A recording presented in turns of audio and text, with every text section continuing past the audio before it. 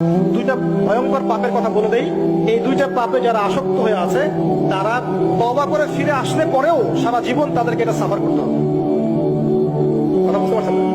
তওবা করে ফিরে এসেছেন মনে করেন, তারপরেও আপনাকে সারা জীবন এই পাপের ফলটা ভোগ করতে হবে। এক, মাদকদ্রব্য দীর্ঘদিন সেবন করেছেন, তওবা করেছেন, ফিরে এসেছেন, আল্লাহ হয়তো মাফ করে দিয়েছেন, আল্লাহ পাক মাফ করে দিয়েছেন, বাট আপনি আপনার দেহের যে ক্ষতিটা করে ফেলেছেন এটা পোষাতে পারবেন। তখন আপনি যদি বিয়ে করেন আপনি স্ত্রীকে সন্তুষ্ট করতে পারবেন না।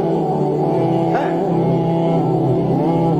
দুই নাম্বার হচ্ছে এই যে গোপনে যুবকরা যে পাপটা করে, মাস্টারবেশন, যেটাকে আমরা বলি হস্তমৈথুন, এই পাপ যেসব যুবকরা করছে বা করে, এবং অ্যাভেলেবেল এই পাপটা সবাই করে, কারণ এখন পর্নের যুগ, পর্ন দেখলে তার কোনো উপায় নাই, তখন তো এই পথেই যেতে হচ্ছে, নিজের উপরে নিজেকে জুলুম করতে হচ্ছে। যারা হস্তমৈথুন অভ্যস্ত হয়ে গেছে এরা যদি তওবা করে ফিরেও আসে, শরীরের যে ক্ষতিটা হয়েছে এটা পূরণ হবে না। এখানে আপনার দেহের ক্ষতি, আপনার মস্তিষ্কের ক্ষতি, আপনার পরিবারের ক্ষতি, এমন আপনি যদি পরবর্তীতে গিয়ে পরিবার গঠন করতে চান আপনি সুখী পরিবার গঠন করতে পারবেন না, কারণ ভিতর থেকে আপনি নিজেকে শেষ করে ফেলেছেন।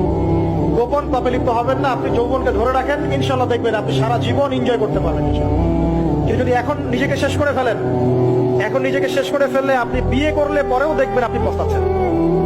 ওই যে কলিকাতা হারবালে যেতে হবে, মডার্ন হারবালে দৌড় দিতে হবে, আর সব হারবাল টারবাল খেয়ে লাভ হয় না।